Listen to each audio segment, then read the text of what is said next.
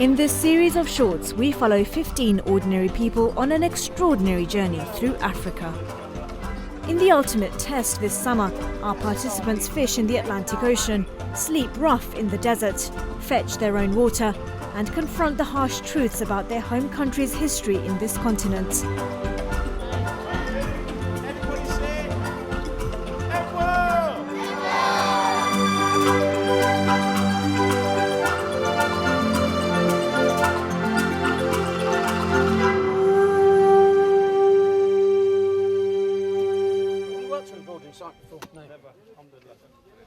With just a week to go until the end of this journey, the team have already seen how their fundraising efforts from home are being put to use to create positive changes here in Senegal. So today they're out to help lay the foundations of what will eventually become a children's hospital here in the capital city. Asif Ansari demonstrates how to lay bricks, while Naim explains what this task is all about. Yeah, it's a big project, alhamdulillah, and we wanted the participants to take part today and put down a token gesture of a brick that will become their Sadaqah Jariyah for the future, inshallah.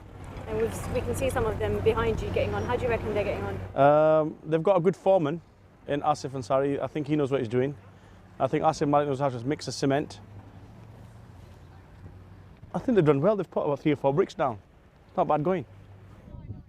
For Sarah Siddiqui, who's here with her husband and 2 daughters, this is an important and emotional task of being involved in the creation of something great.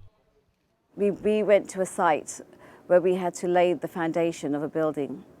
And I was quite excited because I've always watched programs about how they build medical centres and orphanage, and to be part of the building structure and to implement a few bricks, that was for me quite a memorable moment, because laying the foundations in for an orphanage or a medical centre, it's nice that you're contributing, and your hard work, you can actually see it in action. We went to a plot of land where Human Appeal is building either a school or a hospital, and we had the privilege of being able to lay some bricks and also being able to do some digging.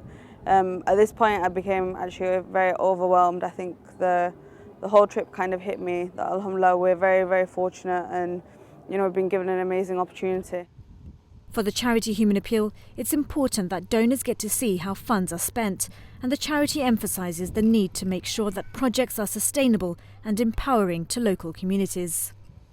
I've been in fundraising field for a number of years now, and fundraising on a trust that the charity that I'm fundraising for is actually implementing those projects, and obviously I always account them by seeing the report and the progress report, but to actually see the beneficiary right there and then, particularly I have been involved in the entire process from submitting Sarah Siddiqi's father's water well to the Senegal office. So actually seeing the whole process from A to Z has been remarkable. I certainly believe the work at Human Appeal is sustainable work.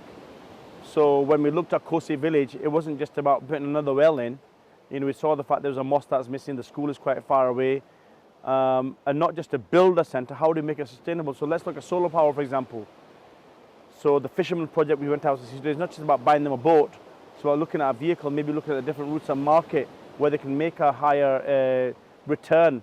And also, where are they going to reinvest the money? Are they just going to produce a lineage of fishermen and fisher women, so to speak, or are they going to invest that in education?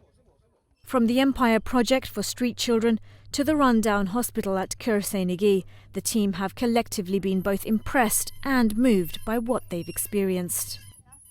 Actually now we can totally understand the effort and time that Human Appeal put in all these countries that they're situated in. It was, really, really good, top job. Alhamdulillah, we have a good life. We don't like anything, even if sometimes we find that we don't have everything.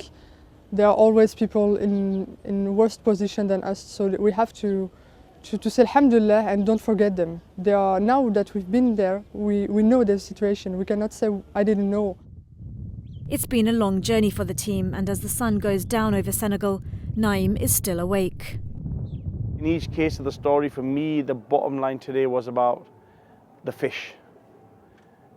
give a man a fish, he'll eat for a day, teach a man to fish, he'll eat for a lifetime. Whether it's the fishermen, whether it's the orphans, or whether it's the street children affected in Dakar, each one of them needs empowerment, needs support, needs development, and needs to take control of their own life, and we're here to do that.